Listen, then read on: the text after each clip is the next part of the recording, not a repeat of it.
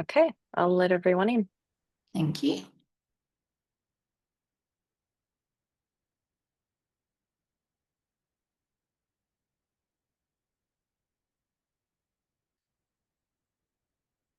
Hello, hello, and welcome everyone. We're just letting folks in now and we will kick off shortly, but welcome into the space. Really lovely to be with you all this afternoon.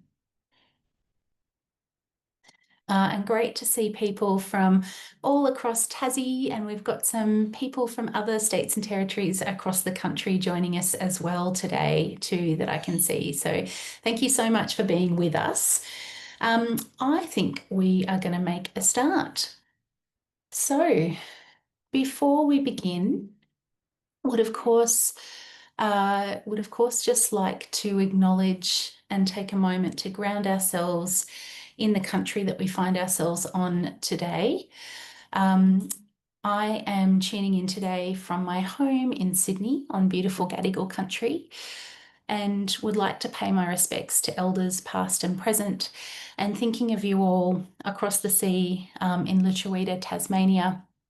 And of course, acknowledge that we live in a country where sovereignty has never been ceded, and that First Nations First is such an important component of everything to do with arts and culture, and a really important intersection as well with disability, noting that the prevalence of disability in our First Nations communities across the country is much, much higher than our non-First Nations communities. So wanting to begin by grounding us in that acknowledgement.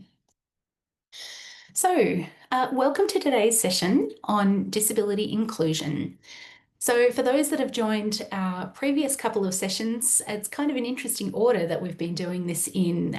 We've talked about accessible marketing communications, we've talked about neurodivergence, and today we'll be kind of doing a bit of a general disability 101 training session, if you like.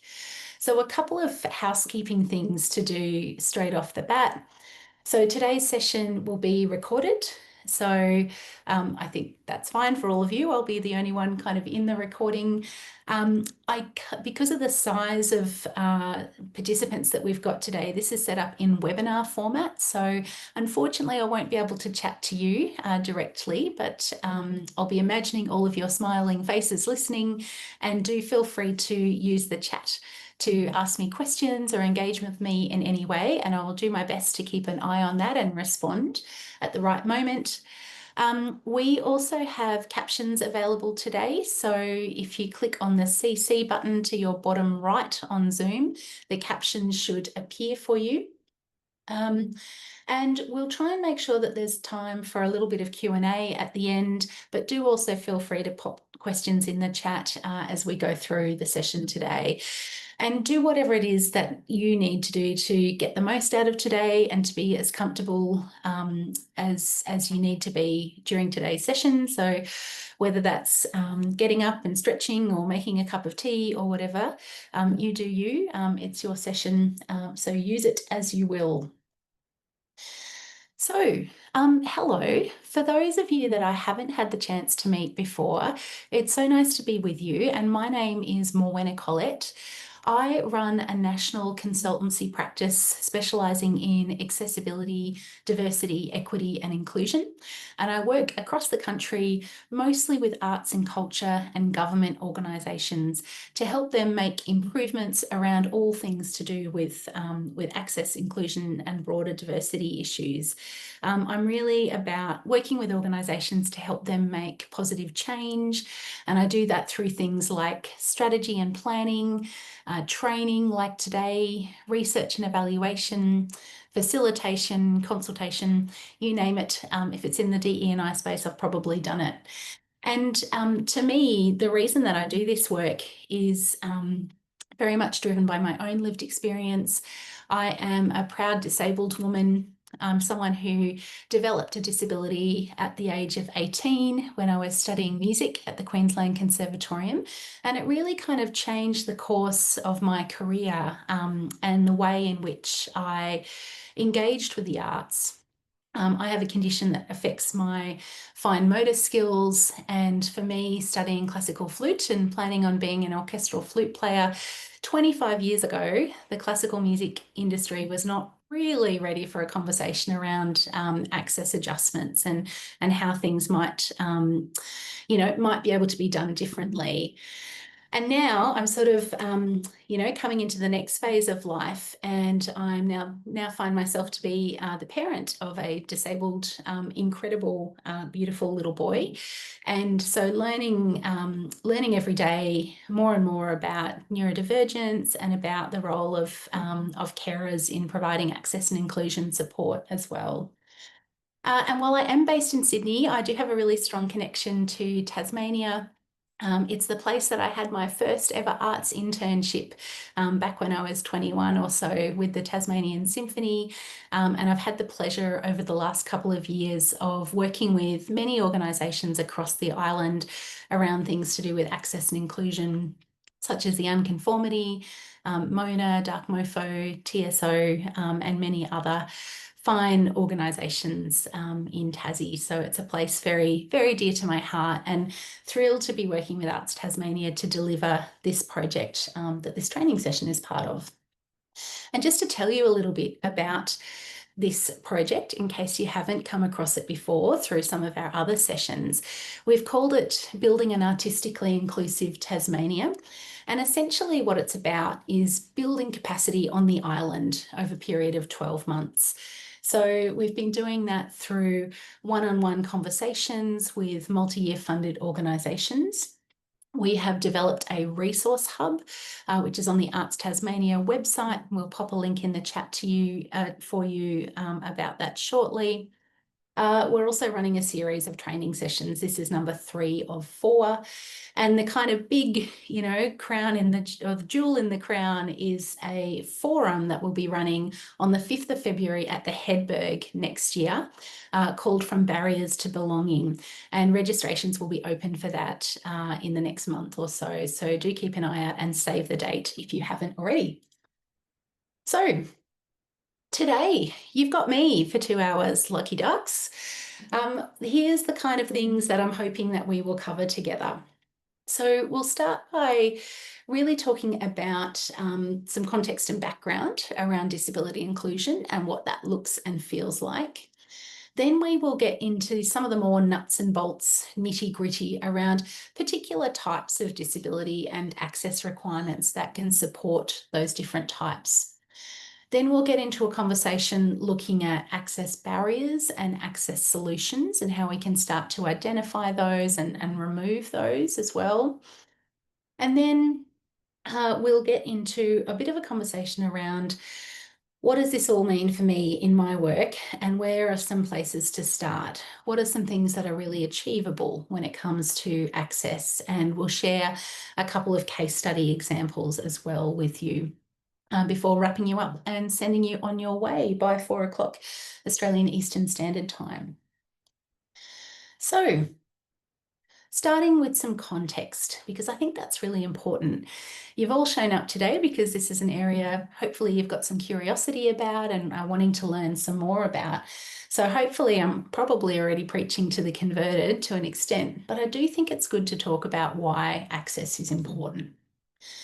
So for me as an access consultant, there's probably 5 main reasons I see from organisations wanting to do this work. So mostly I think because most people want to do this because we're fundamentally good humans, because including people is the right thing to do from a kind of moral and ethical standpoint.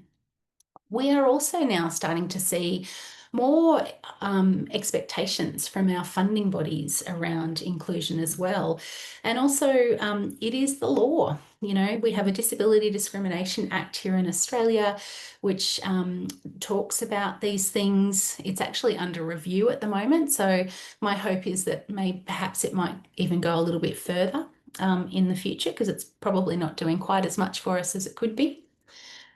One reason for inclusion that I wish we talked about more, and hopefully you can start to talk about this in your work with me, is the artistic rationale for inclusion.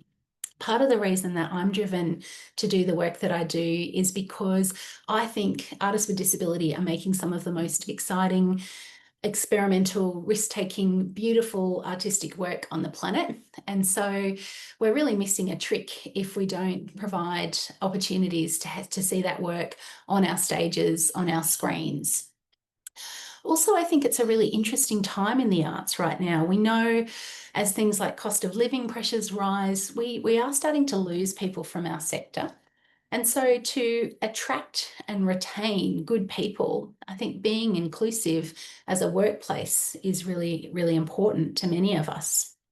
And finally, it just makes good business sense. There's a really important kind of economic argument for inclusion.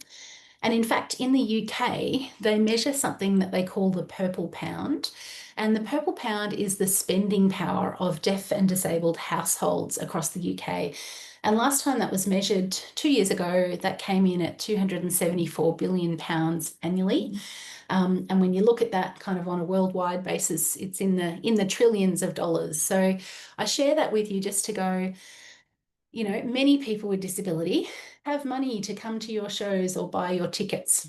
So I think that's really important to talk about as well. And of course, the disability community is huge. It's one of the biggest underrepresented or minority groups that we have in Australia. At the last census, it came in as 21% of the population nationally. And what's really interesting is that is higher in Tasmania. So it's 27% nearly of Tasmanians identify as people with disability. So there's a higher prevalence of people with disability on the island. And I think that's something we need to be really cognizant of as we do our work in the arts and culture sector in Tassie. And people with disability generally across the country, we are growing, we are on the rise. It's jumped up a few percentage points since the last census, and probably a number of different reasons for that. We have an ageing population in Australia. We know that as we age, the prevalence of disability increases. Also, it's more part of the conversation now. More people are starting to identify and share that part of their identity and disclose that information with others now as well. So it's a big and important area. And of course, when we're talking kind of broadly about access and inclusion, it's not just people with disability that benefit from things being inclusive. There are lots of different people that benefit from that. And in fact, I'm yet to hear of anyone complain about anything being more accessible. There's lots of different folks that appreciate that. Deaf and disabled people, we don't just come to arts events on our own. We often come with family, friends, colleagues. It's the person that's broken their leg the week of your opening night.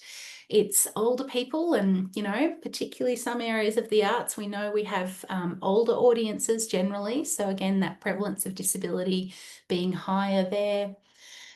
Parents, of course, appreciate access too. I thought I knew a thing or two about accessibility, and then I became a parent with a pram, trying to push a pram around Sydney, and it really does make you see just how inaccessible so many of our built environments in particular are. I live kind of 10 minutes from the CBD of Sydney, and my local train station only got a lift last year, meaning that no wheelchair users could use Erskineville Station for a very, very long time.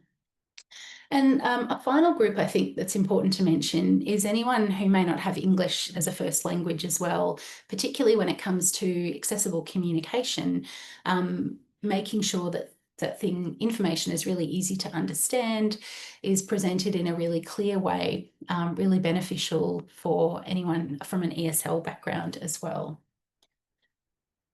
So that gives us a bit of context as to, you know, why we're wanting to do all of this. So let's jump into some background information around disability now so that we really understand the breadth of what we're talking about when we talk about that word. And I'm just going to pause for a minute to check on the chat, which I'm really bad at doing. Question about the slides. A recording of this session will be available afterwards. So that will appear on the Arts Tasmania website. All right. So it's very important for me to talk a little bit about the laws that we have here in Australia. And congratulations, Tasmania, you have the newest piece of legislation around disability in the country. You got a new act last year, which just came into effect this past July, the Tasmanian Disability Rights, Inclusion and Safeguarding Act. So you just beat New South Wales. We had the most recent act until very recently. Now, I kind of think about legislation in this field in three different kind of layers. At the top layer, internationally, we are signed up to something called the UN Convention on the Rights of Persons with Disability. And that's a very long convention, like many of them are. And for me, two words that I have in my mind all the time as an access consultant that I try and hold close are the words dignified and equitable. And I think they're really important to us in arts and culture as well, because I think about how many times I've been to an inaccessible venue or an accessible venue, perhaps, but where the step-free wheelchair accessible entrance is around the back, past the bins, down the scary alleyway. And I think to myself, is that dignified and is that equitable? So I think there are two words to take with you. Now, at a national level, we do have our Disability Discrimination Act. It's turning 33 this year, so it's pretty old when it comes to a piece of legislation, and it's really exciting that it's getting an update at the moment. The consultation for that has recently closed. We do have some newer, more contemporary things at a national level that are worth knowing about. We have Australia's National Disability Strategy from 2021 to 2031. And in the arts, we have equity. Equity is the Arts and Disability Associated Plan that OFTA, the federal government, put out in November last year. And very, very exciting news. It's the first time we've had a strategy like this that's had money attached. So it was announced with an $8.1 million budget commitment. And it's really been great to see some of the activity that's starting to happen around that plan. One of the pieces of which is a development of a national code of practice for accessibility for the arts, screen and games industry, which is I'm very pleased to be the lead consultant leading that piece of work for OFTA at the moment. Of course, we've also had some other things happen nationally, like the Royal Commission into the exploitation, violence, abuse and neglect of disabled people that you might have heard of. We've also had a review of the NDIS, which you might have seen in the news as well. Also at a national level, it's not law, but I think it's important to talk about Australian standards as well. So the most kind of obvious Australian standards linked to accessibility are called our access to premises standards. And the access to premises standards talk about our built environment and the need for that to be accessible. Now, what's fascinating here is that standard only came in 2010. So there is only a requirement for buildings built since 2010 or buildings that have had a renovation since 2010 to actually be accessible. So when you think about why we have so many inaccessible venues in arts and culture across the country, that's why we just don't have kind of legal requirements for a lot of our buildings to actually be accessible to everyone in our communities. So that's a little bit about the law. But let's talk now about the definition of disability. What is it that we mean when we say that word? And again here, I really like to draw on the definition from that international convention that I mentioned, because I think it's really beautifully articulated. And what you'll see having a look at the slide here is that it doesn't list 500 different medical conditions. What it does is it gets to the heart of the issue, which is talking about barriers. So barriers are the thing that get in people's way of being able to have access to ordinary everyday things like arts and culture.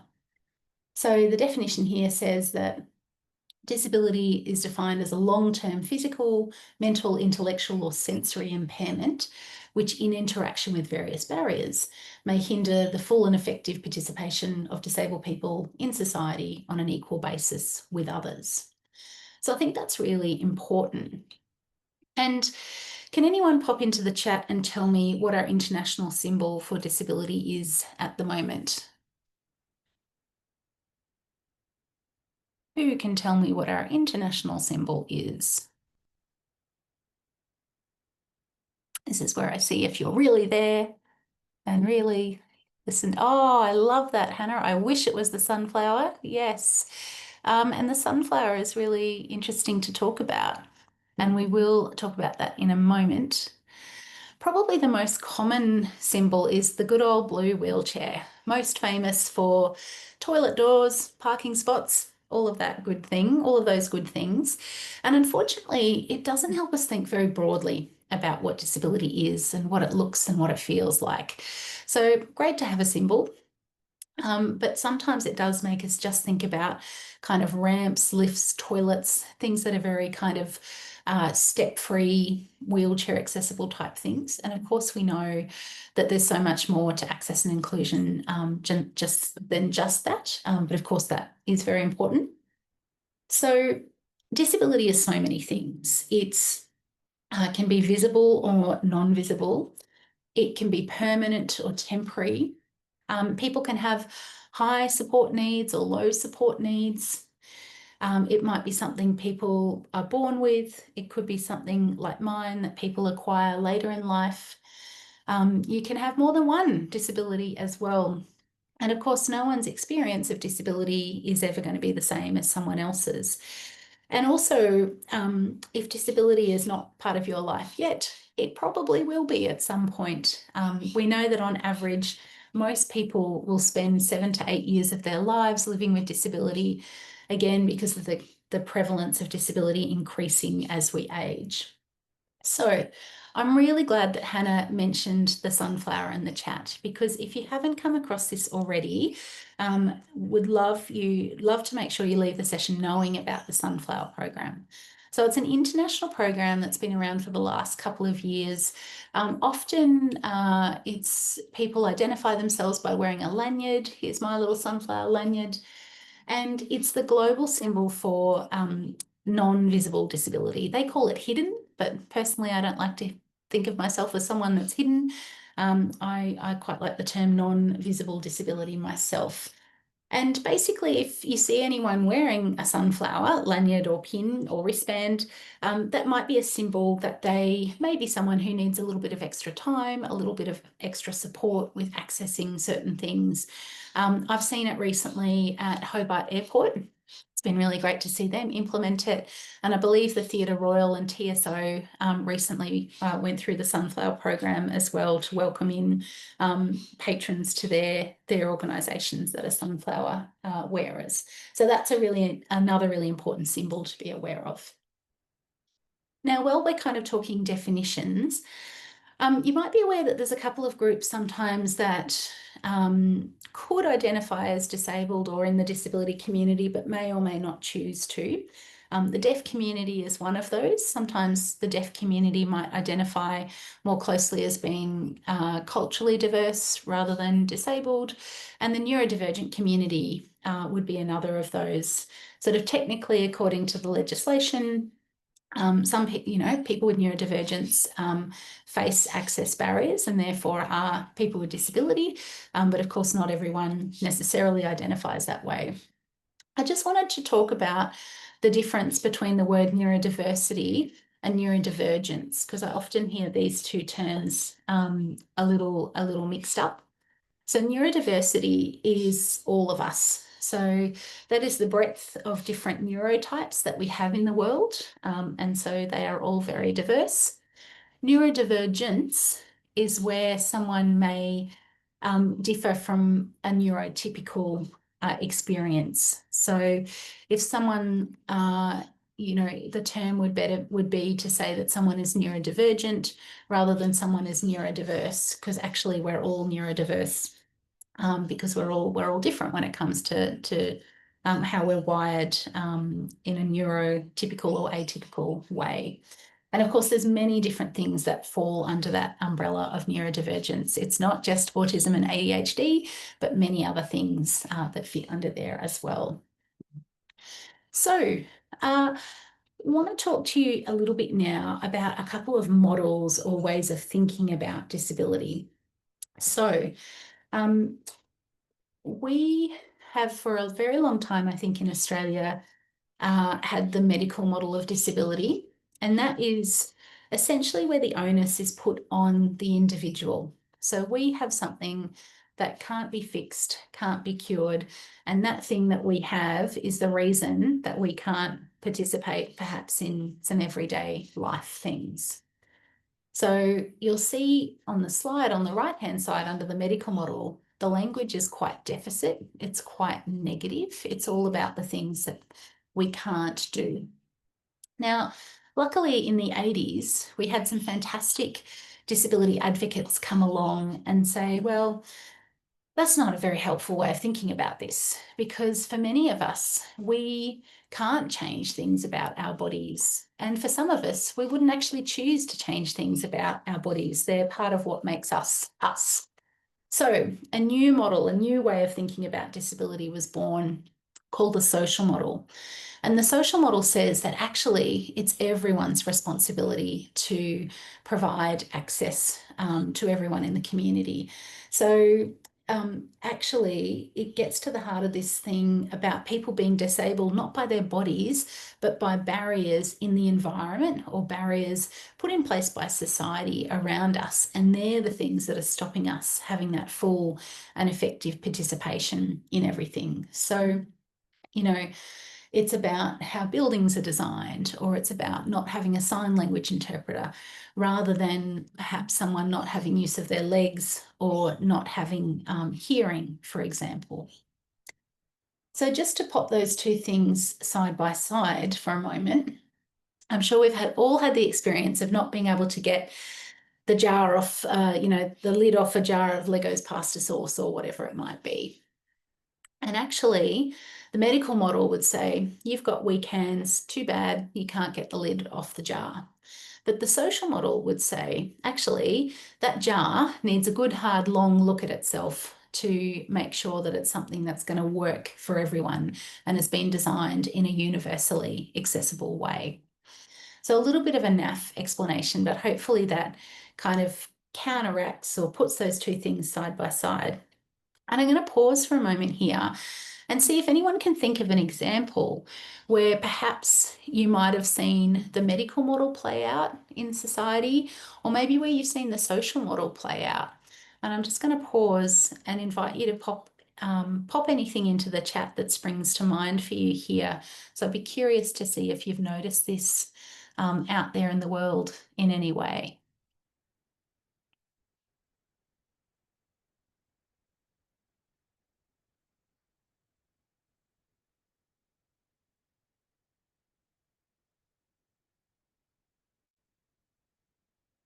Certainly, as someone who's recently navigated the NDIS with my little person, it is very much still framed in the medical model lens. And it's very kind of depressing process to go through to get into the NDIS, because you have to talk about all the things that you can't do, which is quite sort of depressing as a parent or as a person to kind of have to think about yourself in that way, which is certainly not how we normally would think about our son. But yeah, invite you to pop any comments into the chat of anything you might have noticed or experienced in the world as well. So let's dive a little deeper into some of those numbers. So 21% of the population, 1 in 5 of us living with disability across Australia. Now, that jumps up to nearly 1 in 2 when it comes to our First Nations communities. huge portion of people with disability in our First Nations communities. And that's why it's so important to make sure that when we are doing First Nations activities, that we have access and inclusion front of mind for us as well. And thank you so much to Leslie and to HK, who have just popped some things, and Snehi as well, for jumping into the chat for me there. Some great examples of things from the medical and social model coming into the chat. Thanks, guys. Really great to see those perspectives. Now, another important intersection that's important to know about with the disability community is the crossover with lower socioeconomic access as well. So people with disability are 3 times more likely to be unemployed or underemployed than people without disability. And for us in the arts, where that comes into play can often be about things like ticket pricing, making a real difference on whether people with disability are going to be able to engage with you and your work or not. We are more likely to be in the bottom percentage of household incomes. We're also more likely to go to jail, 6 times more likely to be incarcerated. And if you've heard of something called the Australian Human Rights Commission, and that's our kind of national conciliatory body that looks after a range of different types of discrimination. It's got a commissioner for sex, for race, for gender, etc., etc. It's got about 8 or 9 different areas of discrimination it looks after. And last financial year, just over half of its complaints it received were to do with disability discrimination. So I share that with you just to say that disability discrimination in Australia is alive and well, unfortunately, and it is a real, it is a reality for many people with disability who are facing that discrimination on a sometimes daily basis. Now, because in the arts we're always interested in audiences, and we love audiences for our work, there's some kind of audience numbers that are interesting to kind of look at here too. People with disability, we often, it takes a long time, can take a long time to build trust because of many negative experiences that we may have had engaging with organisations. So we'll avoid an organisation if it's got a negative reputation around diversity or access and inclusion. We do know statistically that 36% of us are treated less favourably than customers without disability. And, about 1 in 3 of us have experienced discrimination in an organisation that they've recently interacted with. And often we report that our customer needs simply aren't met. So whether that's inaccessible ticket purchasing platforms or, access provisions not being able to be provided, we do have a lot of unmet needs. And quite often people will actually just avoid situations. They'll just go, it's too hard because of disability and the kind of labour sometimes it can really take to, to find out if something's going to be accessible, to take that extra step. And, who wants to ring Ticketek and kind of book an accessible ticket, via phoning Ticketek rather than just being able to click of a button and buy it online in the same way as everyone else. So, often people with disability will avoid situations because it can be really hard. All right. So the next area that we're going to jump into is we're going to talk a little bit about language. And the reason that I wanted to talk about language today is because that is one of the areas that I think there can be a lot of nervousness around. Coming back to that idea that most of us are good humans, we don't want to offend people. We don't want to put our foot in it and say the wrong thing. So unfortunately, sometimes that means we might not engage. We might not have that conversation with someone because we don't want to screw it up. So I think the thing to say about language is that it's complicated, unfortunately, and complex as well. It shifts and changes quite a bit. It is different. There are different preferences in different parts of the country around language as well.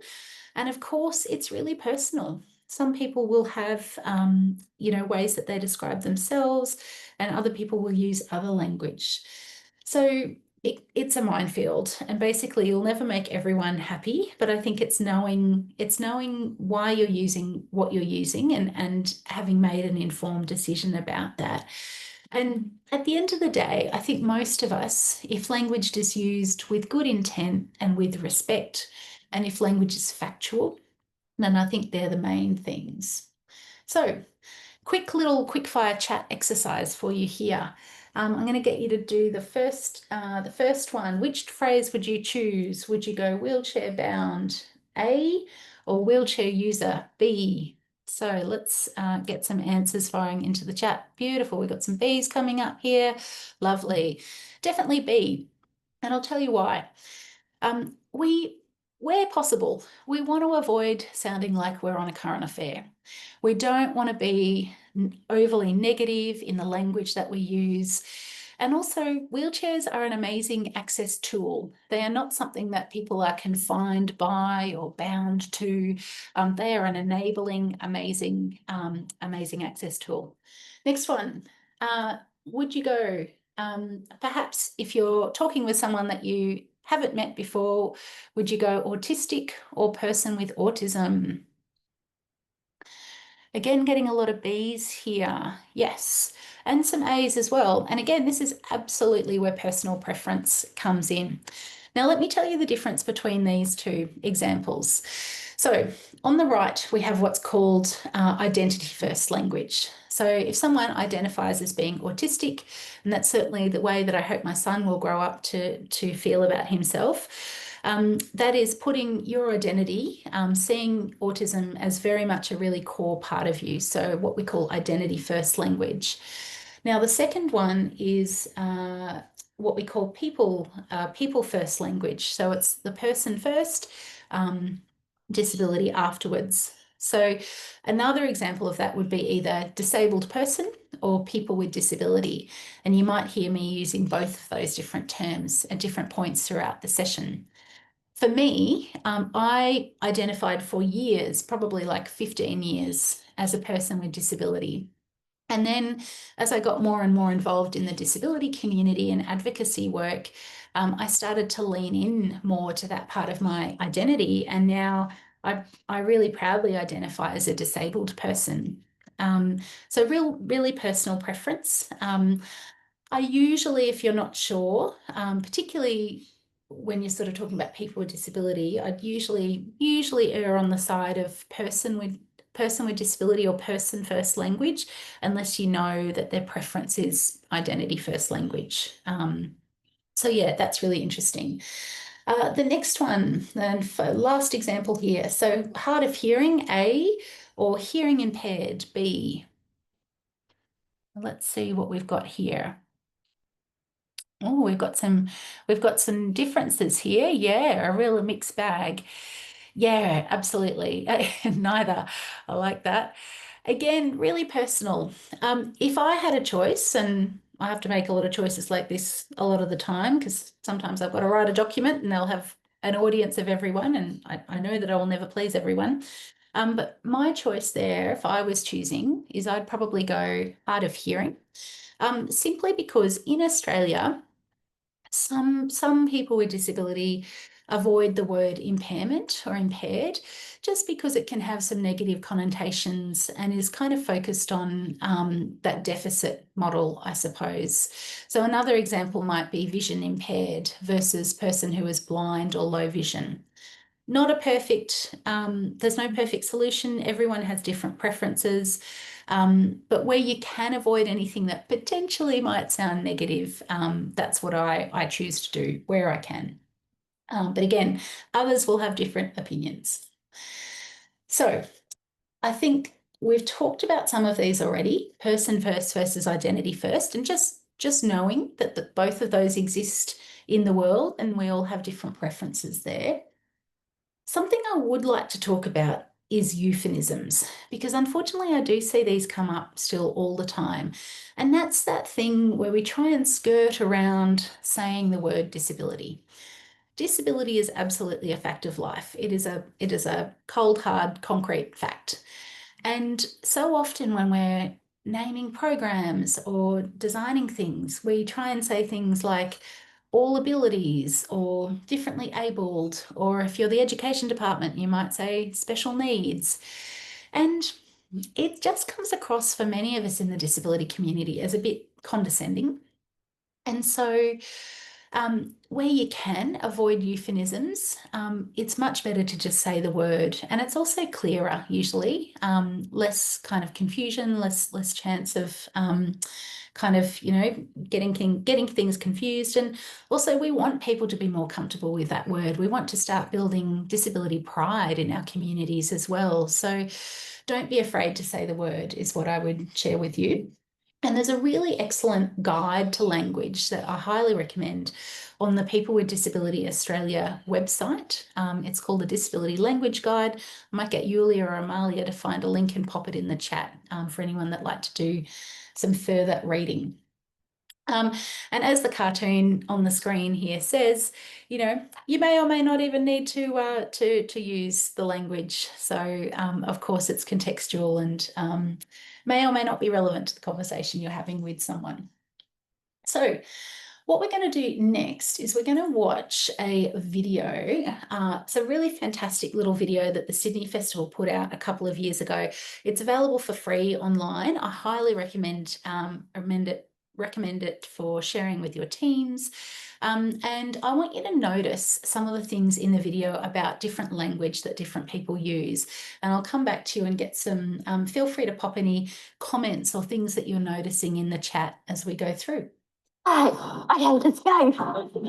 People often have a very simplistic idea of what access means, that all disabilities are individual. And I'm not just talking about, you know, people who may be wheelchair users, people who are vision impaired, people who are deaf, that all those individual disabilities have their own nuances as well. So I'm partially sighted and I don't use a cane. I try and ask for directions, and it's often confusing for people when they get questions that seem really too basic for them.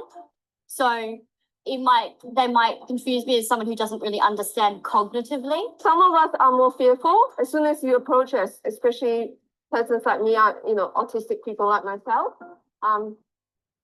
We are a little bit already on guard because of all the bad experiences we've encountered. The big thing for me is planning ahead, trying to understand what I'm getting into when I'm going to a space. Main hurdles for me are getting through the front gate.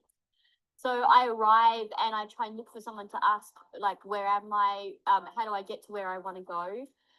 Where exactly is the door to something? First thing I look for is information. I'm autistic. So as an autistic person, I suffer from anxiety, mainly sensory anxiety. So before I go to public space, I do my homework. I try and look for photographs of the space so that I can be prepared where to go. I don't get lost. To kind of dig around a bit, I have to go to the site and find out if there are any captioned performances or interpreted performances. And sometimes that can be a bit of a palaver where you just go, oh, well, I can't be bothered. I noticed as soon as I came in, there was an information booth to my right. So I kind of make the decision, am I going to be able to get around okay on my own, or do I need to start asking already? This is Lucy. She's my psychiatric assistant dog for anxiety. So at the entrance, the security guys were actually very friendly, but they were going to stop me because they thought I was bringing a pet. Often people assume that whoever you're with is a carer or something like that, and they tend to talk to the other person rather than you, and taking that agency away from you is this assumption that you must need help. If you can actually put yourself in the person's place, like the person with the wheelchair or the person with the hearing impairment or vision impairment, if you can put themselves in their place and just let go of that fear of looking stupid, then that helps a lot. Be visible. Be present and visible in your workplace. So if you're working at a festival, a theatre, a gallery, if you're security, if you're front of house, if you're bar staff, the hardest thing for me is to find you. So be visible. I don't think you can ever be afraid of saying, how can I help you? I'm not quite sure what to do. Can you tell me what you need? I think those three basic things go a long way in helping what could be a potentially difficult situation. Verbal description is a key one for me. So knowing how to describe a location of something. A welcoming attitude as well. Really making sure that someone feels welcome inside a space is really important for anyone with a disability. If you're a service provider, I'm just asking a question. Not only is it rude to interrupt me, not all disabled people, in fact, most of us do not feel entitled. We don't approach life as if we are entitled to the special treatment. So, don't accuse us of that. No, don't carry that attitude when you're interacting with us. To take time for someone is the biggest gift you can give. I need extra time to get more information, especially when it comes to printed material. So a menu at a bar, or the order of events for a festival venue that has show after show after show, or the program, for example, who directed it. I want to know. Everyone else can read that information, and I'd like to ask a person face to face to tell me that information. So it takes a little time. It might be frustrating because you're in a high pressure, quick turnaround kind of job, but I'm going to ask for the time, and that's good customer service to give it. People with a disability have a keen interest in culture as well. They belong there, they belong in the audience, and they're not problems to be solved in terms of, we've got this person wanting to come and see a show, but it's going to be a hassle. I think it would be great if that attitude could be left behind and just go, well, this is a person who wants to come and see a show. How can we help them enjoy the experience? Such a great little video there, and thank you for the comment in the chat. I'm curious about what people noticed about language in that. Tell me in the chat, did you hear some different people using their different preferred language? Is that something that you noticed?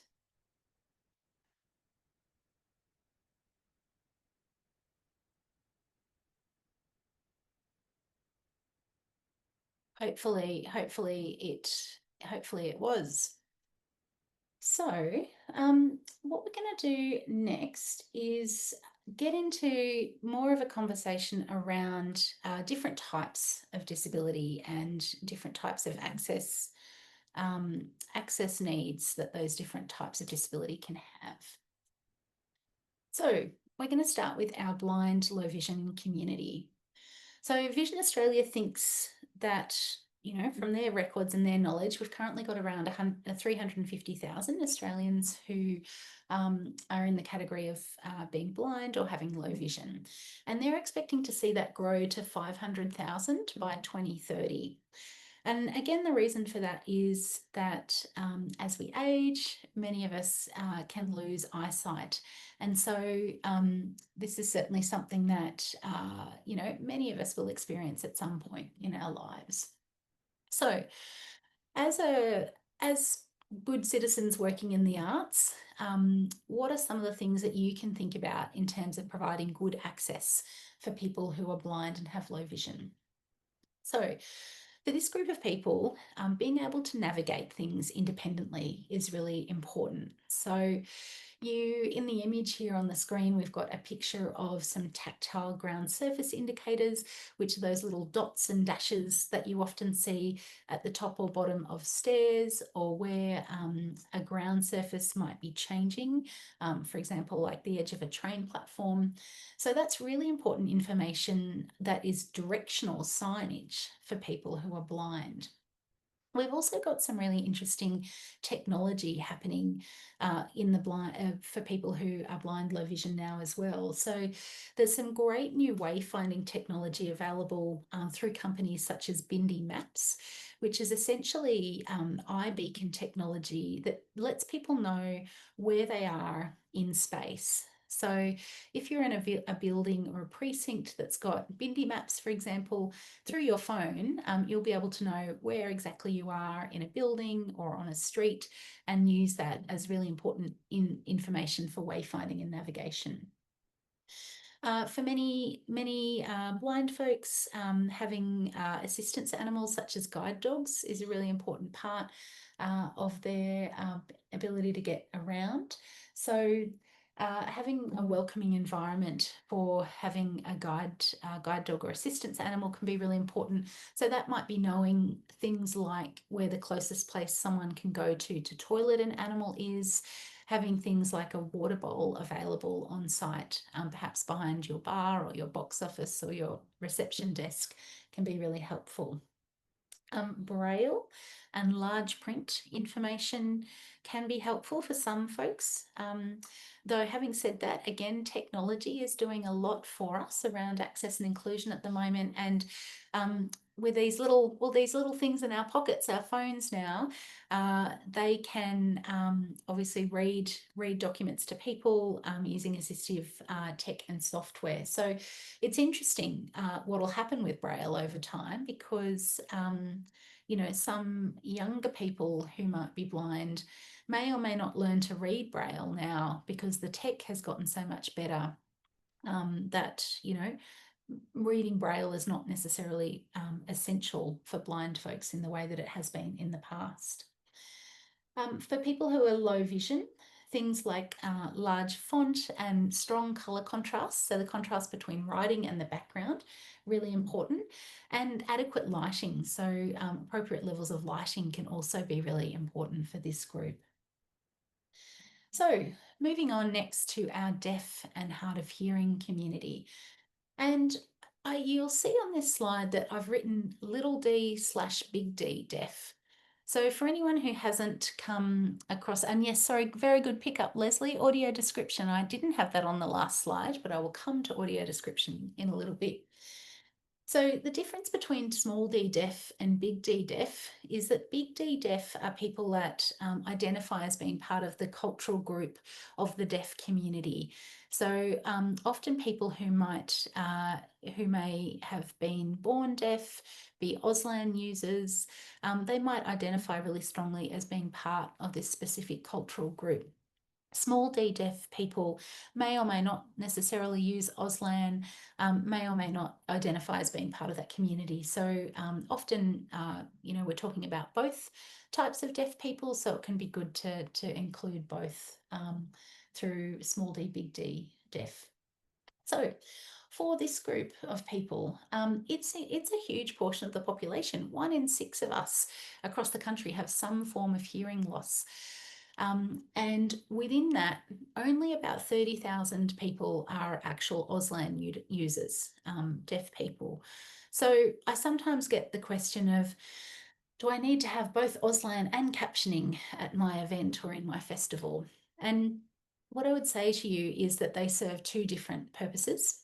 So Auslan being for people who use that language, and people who are deaf who are Auslan users may not always have high levels of English literacy. So captioning doesn't necessarily offer the best kind of access solution for that particular group of people. And of course, if you're hard of hearing but not an Auslan user, you're going to need captions rather than Auslan. So some of the things for this group: making sure that we've got good environmental cues. So things like good signage can be really important. Making sure that we've got captions and transcripts available of things too. Assistive listening technology. So that's things like hearing loops. We've got some really good new hearing technology on the market at the moment.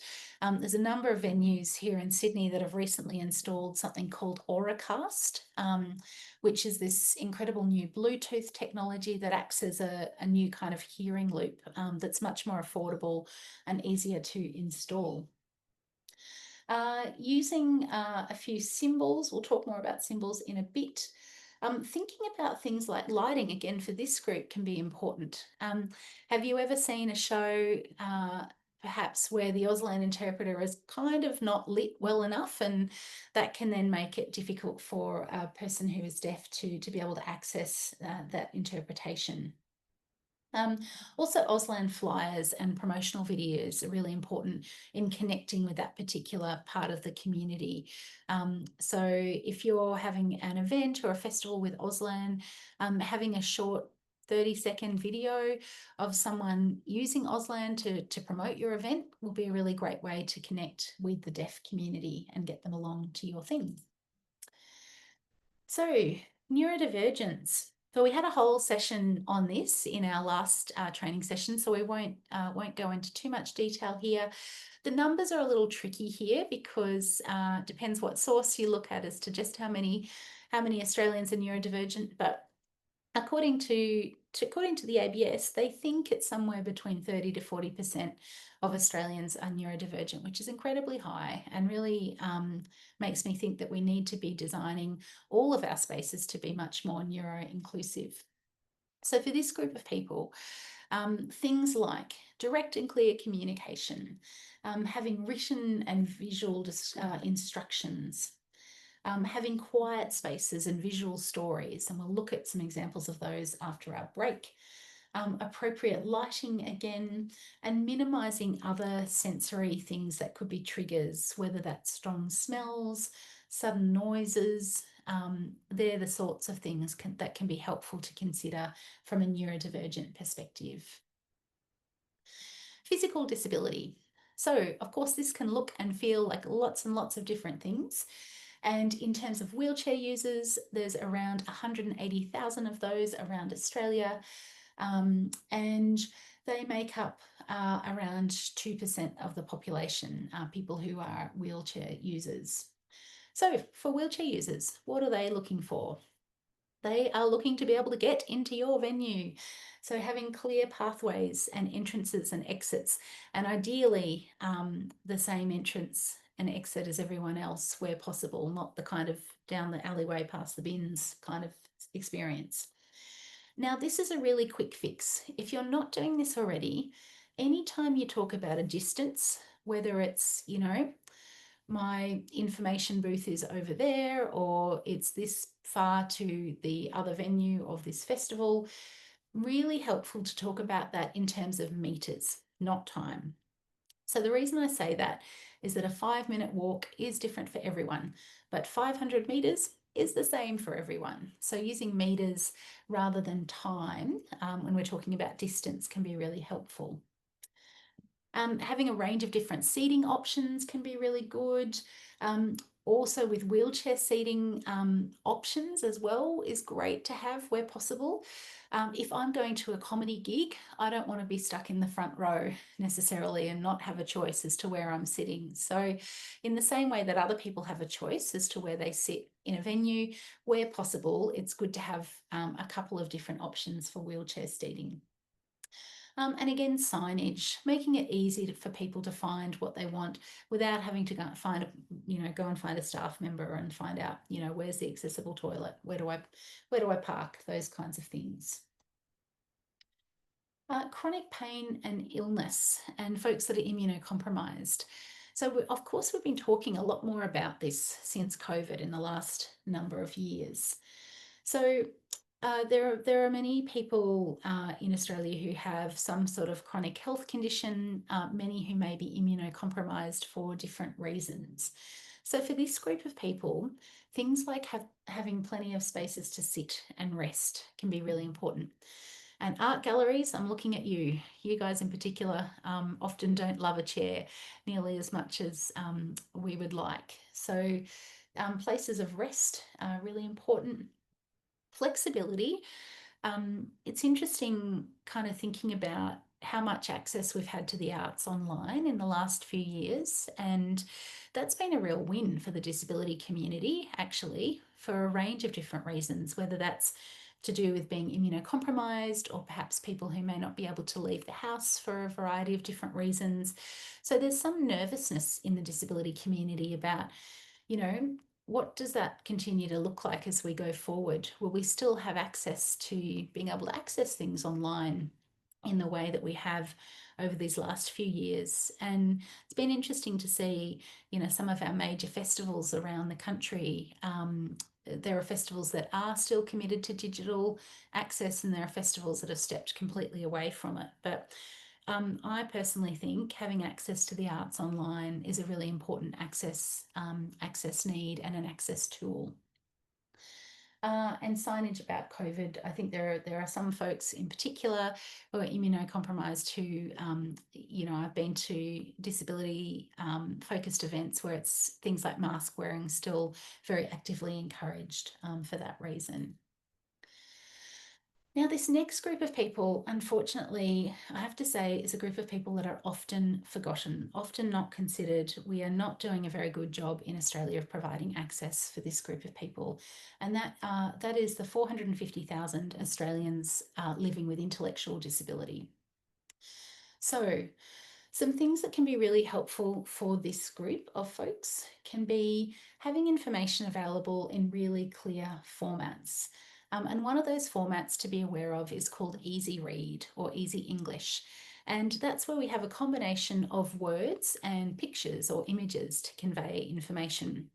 And I have to say, Creative Australia has done a really good job of publishing the grant guidelines for its rounds now in easy read format, as well as the kind of more jargony, probably not quite as plain English as they should be, format of its guidelines. So it's good to see more take up of easy read in the arts sector. Things like communication cards or communication boards, having a set of these available at your box office or your bar can be really helpful. Here's some I just snapped a picture of when I was at the M Pavilion in Melbourne recently. So this is where people can communicate by pointing to text on a card or a board so that people can communicate what they might need. Some people might use alternative communication devices, particularly if they've got cognitive disability. And just being really, really clear, about what it is that you're providing or how the event is going to run can be really, really helpful. Again, not just for people with disability, but for everyone, I think is really important. And great comment here in the chat about other benefits of easy read too, particularly from people who might have lower literacy or be from non-English speaking backgrounds. So yeah, really good point, Jackie. Lots of uses for easy read. I love an easy read document myself. And mental health conditions too. So technically under our Disability Discrimination Act, this is another group that can fit under the definition of disability. And we know that most of us are going to have a mental health condition at some point in our lifetime, or about half of us. And 1 in 5 people have already had a 12-month long, at least, mental health condition. And anxiety is currently the most common. So I think some things that can be helpful for this group of people are around having patience and being non-judgmental, offering support, but again, being really clear about what you can and can't do, providing flexibility and different options. And of course, just being aware that mental health covers a range of different conditions. So interesting comment here and question from Second Echo about, I guess, the legalities of easy read. And whether or not easy read makes lawyers happy. I can imagine all the legal alarm bells it might ring. I'm aware of an interesting project here in New South Wales with Studio A, and they recently worked with a lawyer to redo their artist contracts in easy read. So I'd be really interested to see what's happening with that and how that's gone from a kind of legal perspective. But that might be an interesting example to have a look at, Second Echo. All right, so what we're going to do now is we are going to take a break. Since it's just little old me today, I'm going to give the voice a rest, and we will kick off again in about 10 minutes time. So Australian Eastern Standard Time, that will be 3:13, or wherever you are in the world right now, 10 minutes from now. So thanks everyone. And after the break, we will get into a conversation about access barriers and solutions. So we will see you back here again shortly.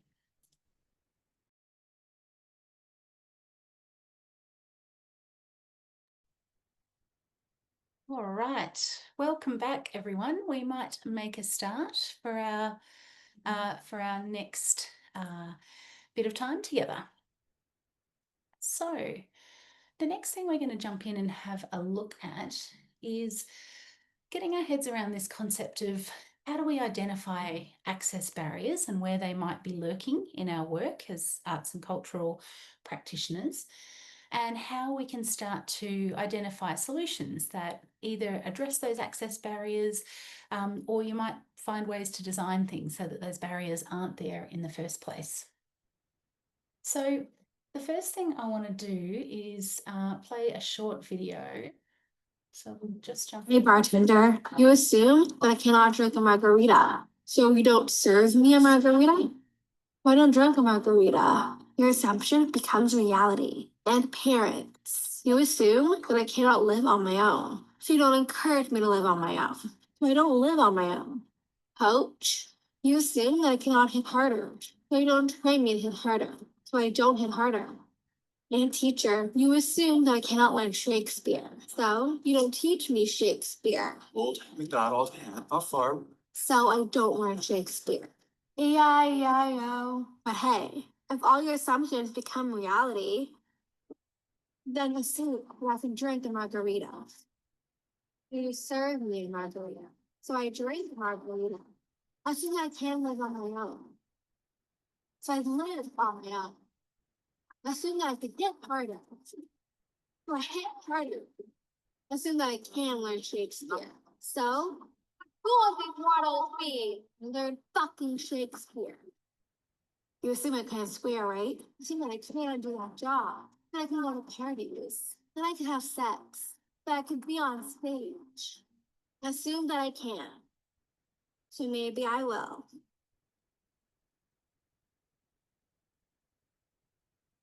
Such a great video if you haven't had the opportunity to see it before.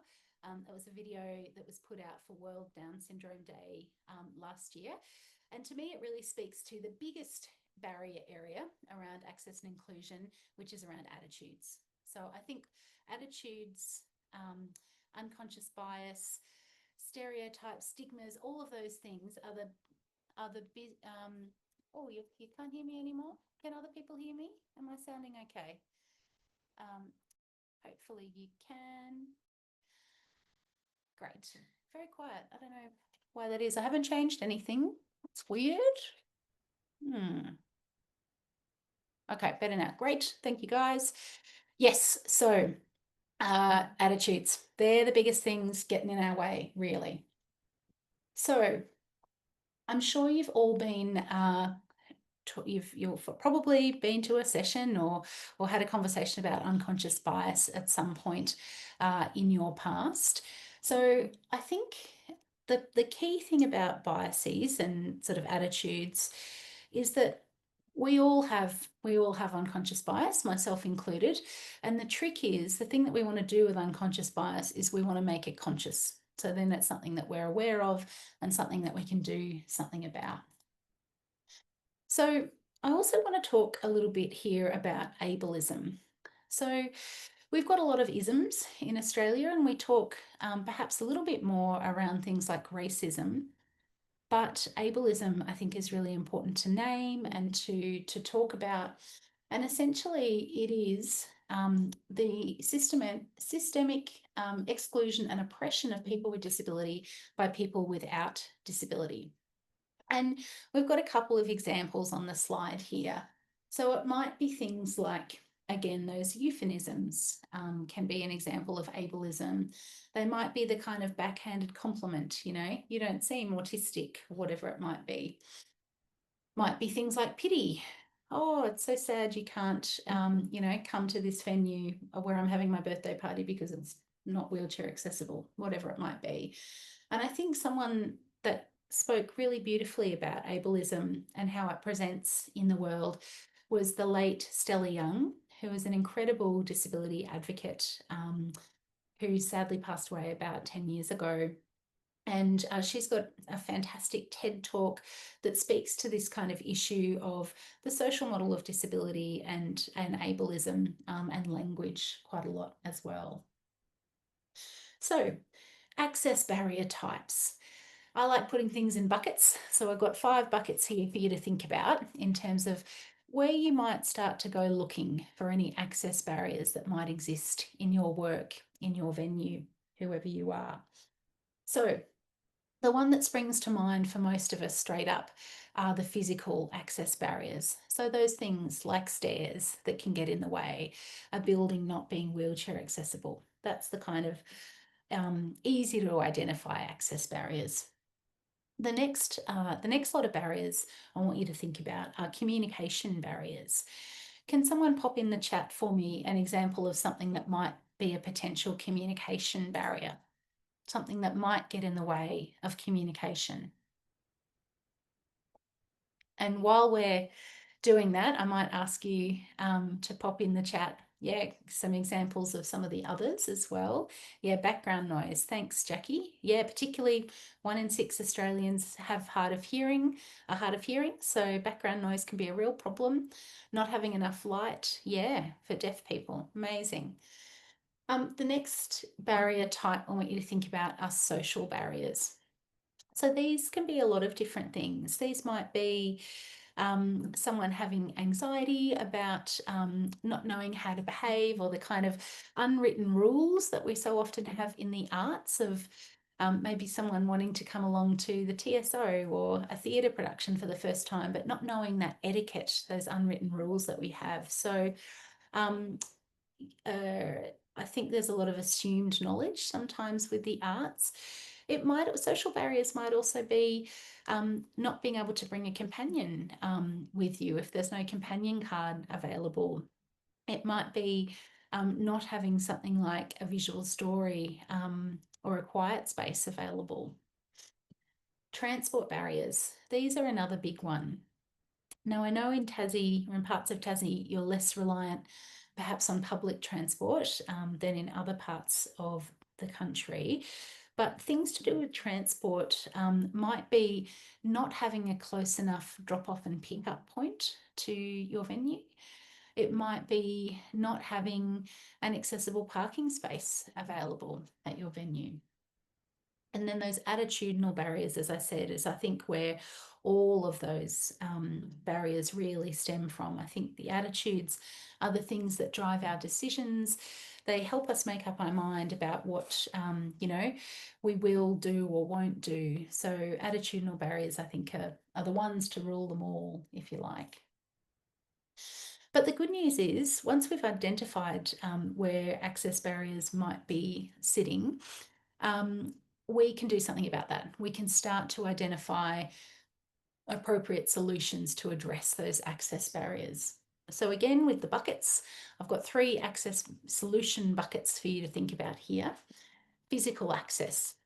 So there's a lot that we can put in place, either on a permanent basis or a temporary basis, to help support good physical access.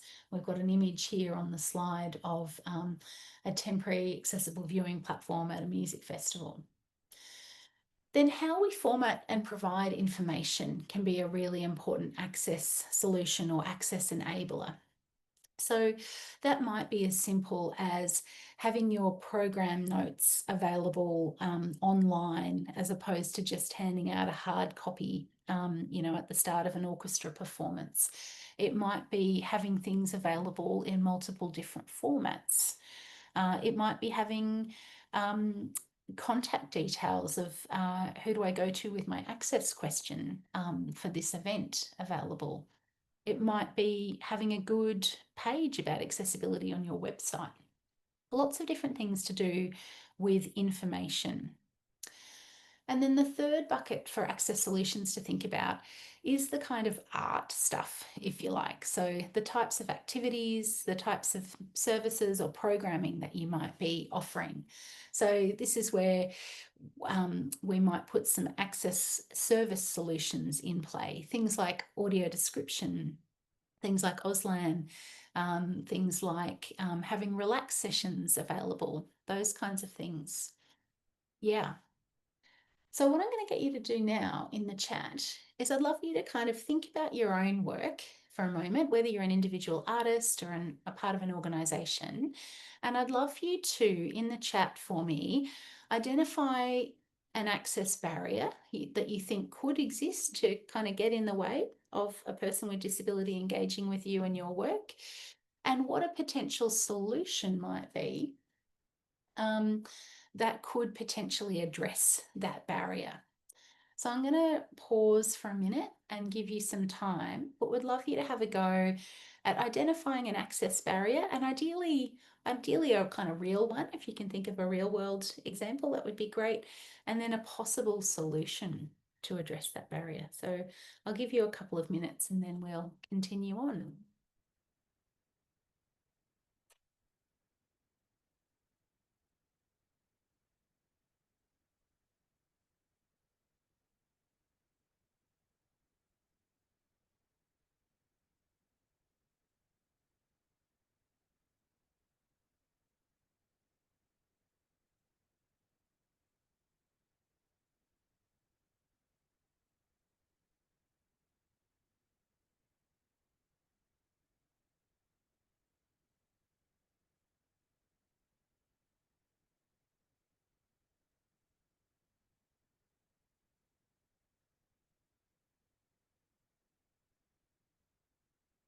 Beautiful example in the chat from Andy about EOI forms, and many of us have those, I'm sure, in one way or another, and perhaps them not always being accessible, so offering alternative communication options is the solution there.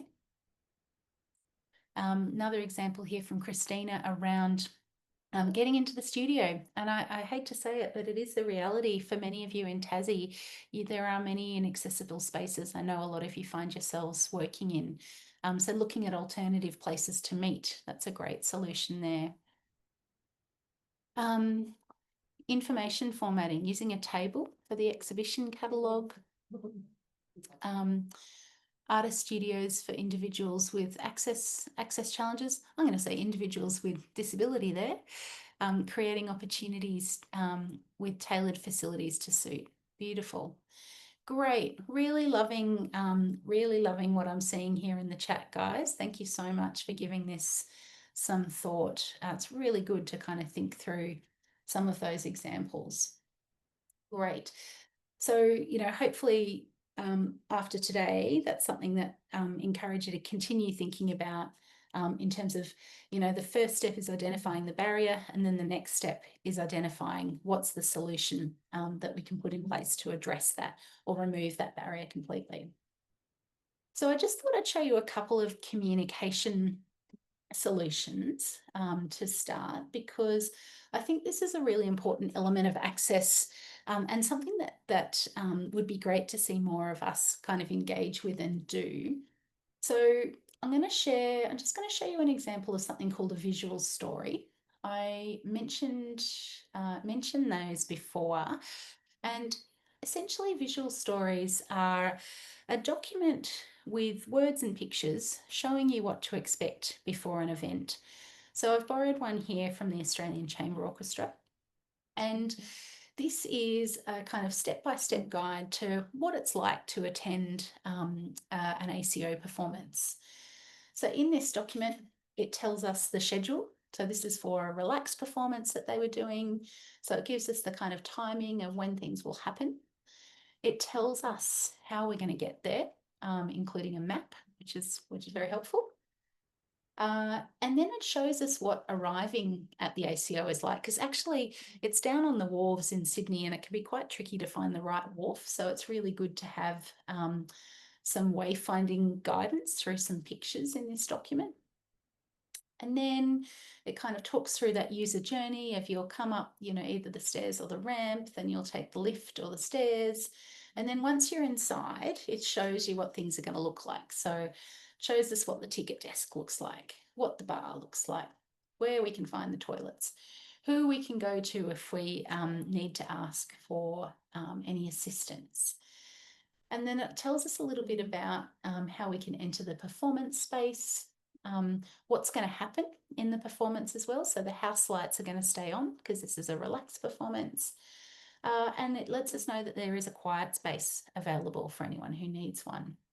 So really beautiful kind of example to show, to show you what to expect. And for the forum that we're running in February, we'll be putting a visual story together to give people a sense of what to expect at our forum, because I think that's really important, not just for people who are neurodivergent, but there's a lot of people that find that information really helpful. So the other communication solution to share with you is I wanted to play you a short virtual tour, because this is something that we're talking a little bit more about now as well in the kind of access community. Again, really helps with knowing what to expect and familiarising yourself with a space before you come and attend an event. And so I'll just play you a little snippet of one that's come out recently from Next Wave, which is an emerging experimental arts organisation based in Melbourne. And they've just done it themselves. And I think it's, just a beautiful little example to give you a sense of what going to Next Wave is like. Hello and welcome to Brunswick Mechanics Institute. We're Next Wave and we're located here on the unceded lands of the Wurundjeri Woiwurrung people of the Eastern Kulin Nation, here in the heart of Mary Bay. Next Wave is an organisation that's been around since 1984. We support early career artists to come together to connect, exchange and experiment with their practice right here at Brunswick Mechanics Institute. Today we're going to explore some key features of our venue. We're going to walk you through our space, reintroduce you to what you might expect to see here at Next Wave over the coming years. Brunswick Mechanics Institute is located on the corner of Sydney Road and Glen Lyland Road. You can get here by bus, train, tram, and parking is available. The number 19 tram stops right at the front of Brunswick Mechanics Institute. Unfortunately, this isn't an accessible tram stop. You can also get the 506 bus, which stops on Glen Lyland Road just around the corner. Let's start at the main entrance. We have a step entry and a ramp with handrails on either side and tactile paving at the base. There is a small lift to navigate as So that just gives you a sense of what a virtual tour can be like. And again, lots of different folks that can find that really helpful. So we're going to get you doing a little bit of work around symbols now. We're going to test your knowledge on symbols. So access symbol, there are a range of different universal access symbols that we would love to see appearing on your websites, appearing on your social media feeds. These are symbols that people with disability look for to help us know whether or not an event or an exhibition is going to be accessible for us. So let's jump over here, and I would love to invite you to pop into the chat the number and an access symbol that you may be familiar with. What is it called? What does it mean? So I'll give you a couple of minutes and let's see which ones you can identify from this list here.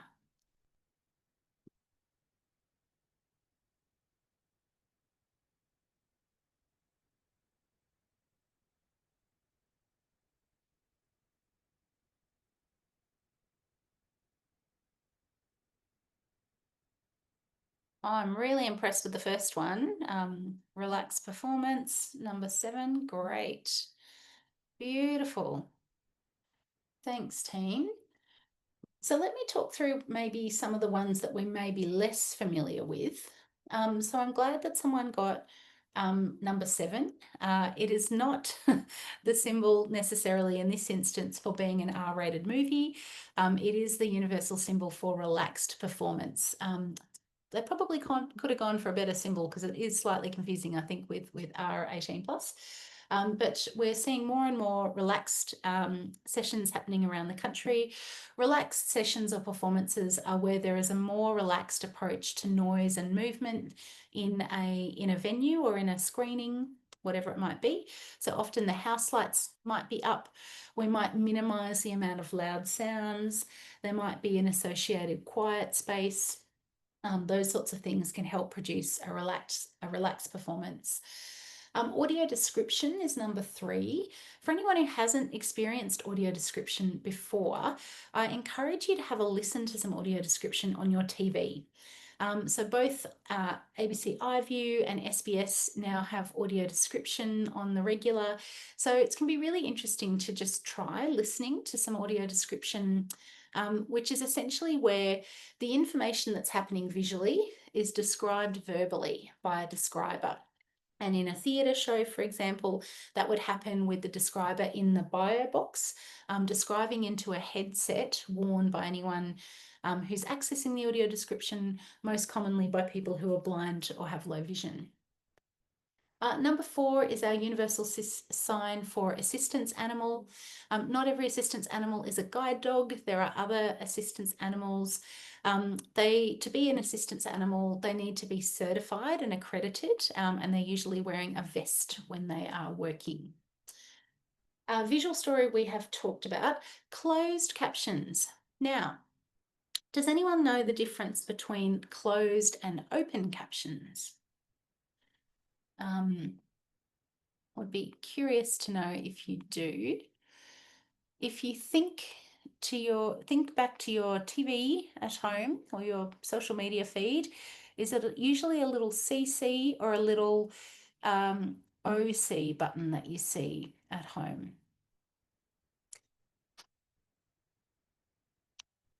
It's actually the opposite, Elliot. Thank you for having a go. So open captions are where everyone sees the captions, so they're kind of burnt into that video file. And closed captions is when you've got a choice whether you turn the captions on or off. So most of our streaming services, a lot of our social media, YouTube, etc., will have a CC button, which gives you the choice and control to turn captions on or off.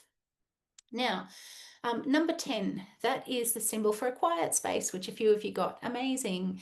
So quiet space can be really great to have essentially a place that people can retreat to away from the main performance or event environment.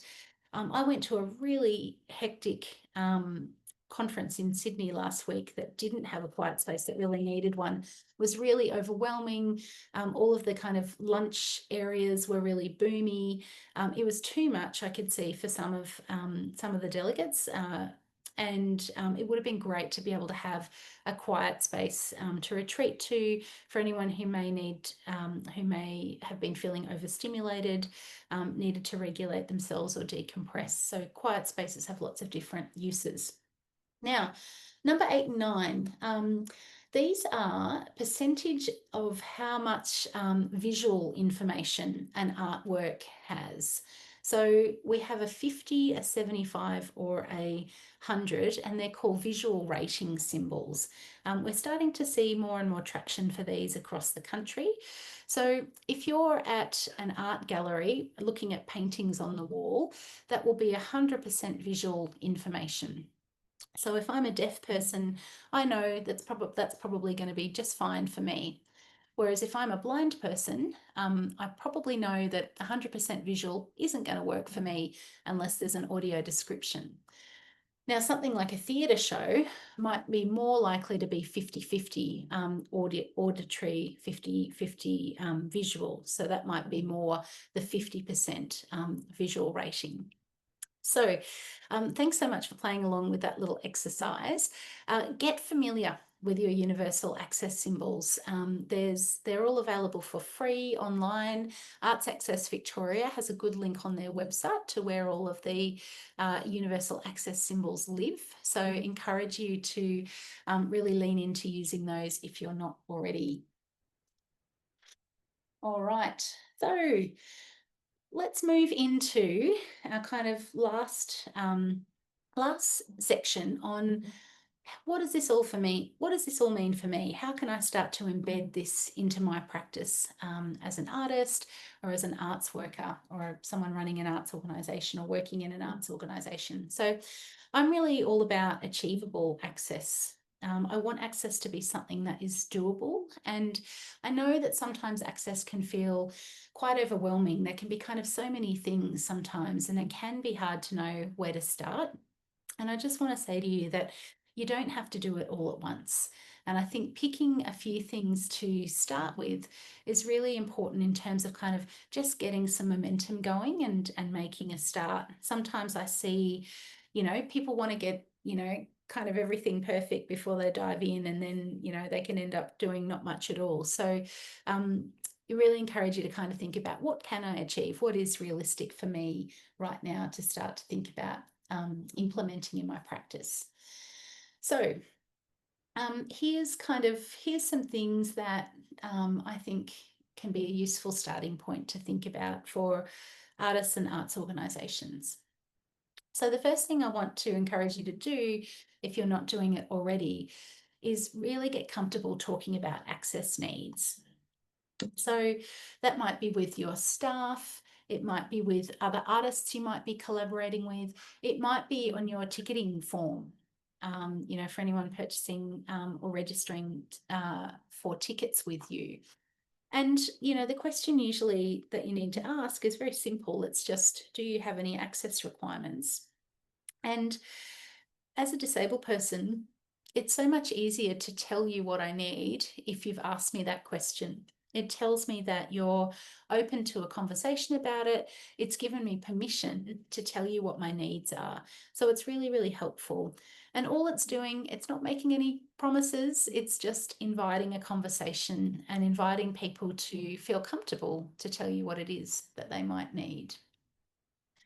I also think it's really important to start with thinking about your access online.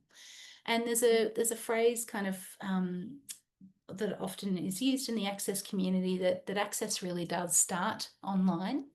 So when you think about how someone finds out about your event or your performance or your exhibition, it's usually through an online platform of some description.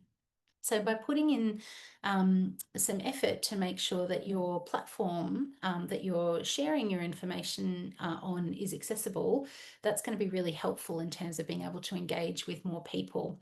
So that might be about things like using making sure your website is accessible, and there's a really great link, something called WebAIM.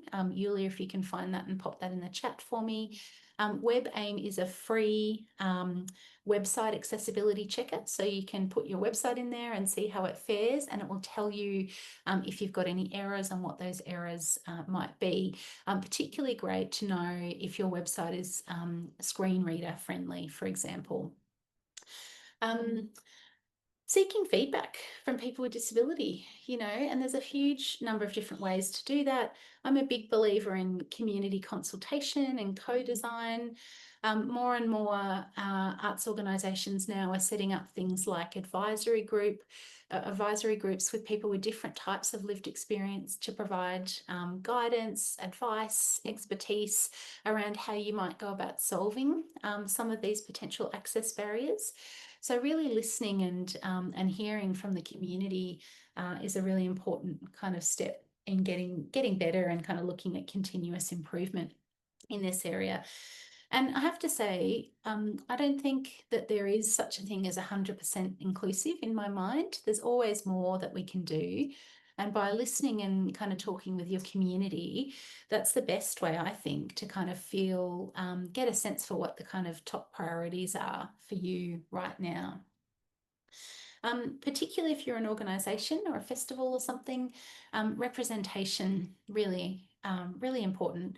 You know, people with disability are 21% of the population, and we are certainly not at the moment 21% of the people that we see on our stages, on our walls, on our screens. So we do have some work to do to kind of lift the bar around representation. And I think the last point on this list is really just to start. It doesn't have to be perfect straight away, but just making the start, taking some action. And I'll really encourage you to think about what action you can take kind of following our conversation, our session today. But making a start is honestly the kind of, you know, the hardest bit sometimes. So the good news is you don't have to do all of this on your own. I think from what I've experienced, we are really, the disability community is really open and, you know, collaborative. It's really up for giving feedback, particularly when things aren't right. We'll usually, you know, often let you know. So I do think there's real benefit in consulting with your community. And I think working together on this is so important as well. So, you know, I'm lucky enough to know that there's a range of different organisations across Tassie that are really interested in upskilling and kind of doing more when it comes to access and inclusion. So what could it look like to do that together, to share equipment, to, you know, cross-promote events and share audiences, you know, to lean on each other's relationships with disability service providers, you know, sharing knowledge, sharing your experiences with each other on the island about what works, what doesn't work, I think is really important. And I think when working with the community, something to flag, I think, is this kind of notion of crip time. And I don't know if you've come across that phrase before, but often in the arts, we work at a pace that doesn't suit everyone.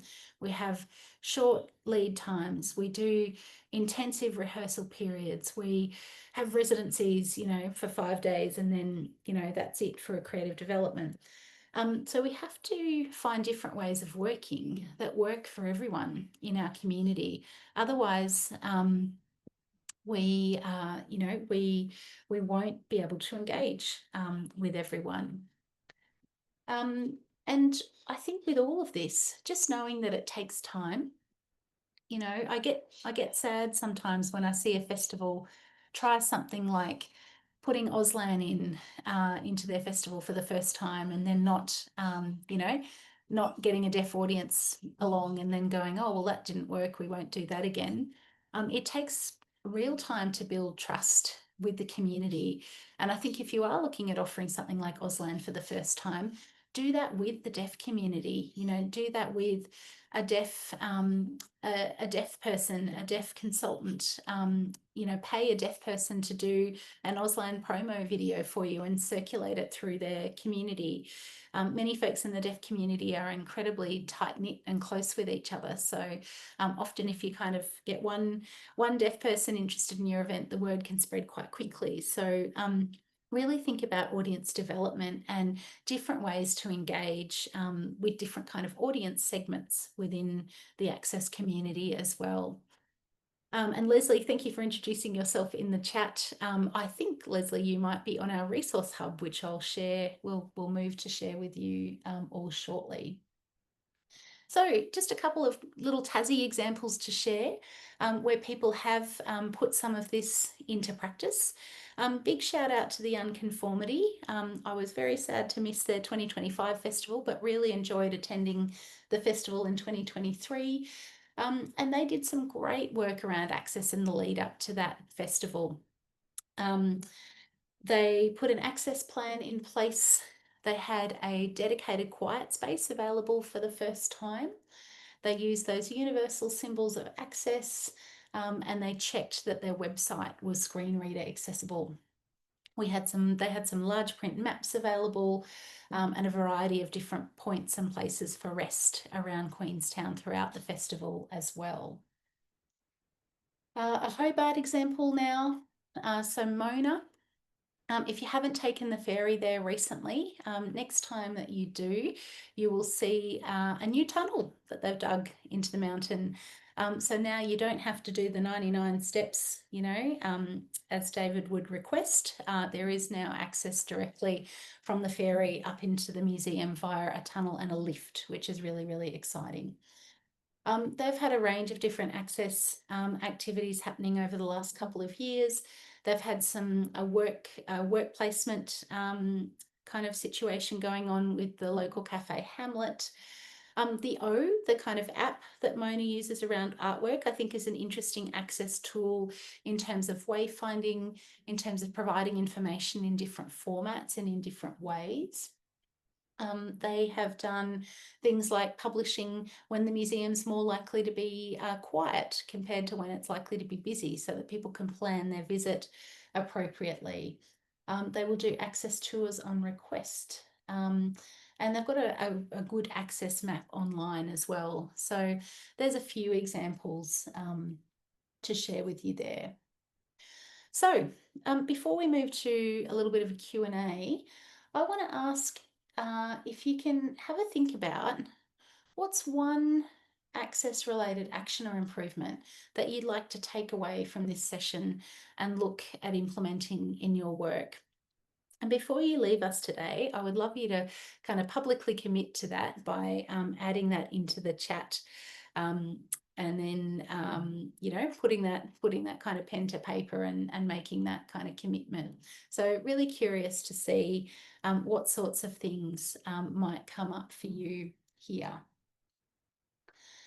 So any questions, please use the chat and I'll respond to you. It feels very strange that I can't talk to you, but I would love to be able to talk to you, but this webinar format will not allow that, but I promise to read everything in the chat. But while you're thinking about those two things and kind of responding in the chat, I'll just talk to you a little bit about what's coming up next with this project. So we have our last one of these training sessions coming up on Monday, the 1st of December from 12 till 2 o'clock. And this session is about how we can best work with artists with disability. So a real focus on artists. And we'll have some reps from Second Echo on that conversation, as well as Sarah Sully from Sawtooth up in Lonnie, and Lisa Rhyme, musician from Hobart. So encourage you to join us for that session, and we'll pop the link in the chat to that as well. And we do have some recordings from our last two sessions, so you're welcome to play those back at any time. We had last month Introduction to Neurodiversity with Laura Sheedy. And the month before that, we had Accessible Marketing and Communications with myself and the amazing Rosie Putland from Modality Co, which is a great Burnie-based digital accessibility company. We have this fabulous resource hub, so we would really love to encourage everyone to have a look at that, use it. Let us know if you have feedback about it or other things that we can add to the resource hub. There is a list of access service providers like audio describers in that hub, so you can go and find Leslie and other people's details in there. So that's a great kind of place to have a look for any further resources around this. And the forum, come and hang out with us in person. We are so excited about this. So this is a forum called From Barriers to Belonging. It'll be a one-day forum on the 5th of Thursday, the 5th of February at the Hedberg in Hobart. Very much would love to see you all there. And it'll be a real mix of artists, arts organisations, and there'll be lots of great conversations happening around how we can do more and do better in Tassie when it comes to all things access and inclusion and the arts. So there should be a link to that forum on the Arts Tas website, and their e-news will shortly be publishing the registration form for that event. It's free. There'll be a great lunch, so do come and join us for that event. A couple of other things to let you know about that are happening across Tasmania in case they haven't crossed your radar already. We have the amazing Arts and Accessibility Network run through CAT, run by the wonderful Amalia, who's also our project coordinator working on this project. So they have quarterly meetings, and Amalia is going to pop her email address in the chat. You can contact her if you'd like to join that. It's a really great group of committed individuals and organisations who are interested in, it's a peer network essentially around, you know, how we can all help each other to do more around this. And then Modality Co also has something called the Tasmanian Accessibility Community. They have monthly hybrid events on all sorts of different topics to do with access, and that's another great community that you can join and be a part of. So let me just see if there are any questions in the chat. Thank you for those of you who have dropped your actions into the chat as well. Thank you. Really great to see some accountability and some things that we're going to be committing to following today's session. But I've put my contact details on the screen here, and really happy to keep chatting. This is an area that I'm so passionate about and excited about. And, you know, I think there's so much amazing work happening in Tasmania around access and inclusion. And so if I can be of assistance to you in any way, I'm really happy to chat. So feel free to reach out anytime. I don't know that I'm seeing any questions in the chat. Prod me if I am, but otherwise, I've done something that never happens and finished a little bit early. So thank you so much, everyone, for being part of today's conversation. Really grateful for you giving this your time and your thinking today, and really hope to cross paths with many of you again soon, either in February at our forum or in other capacities at other times. So thank you again, and we will say goodbye. Mary, stay on the call if you can, and I'll have a quick chat to you individually. Otherwise, bye everyone, and thanks again for being with me this afternoon. It's been a pleasure having you.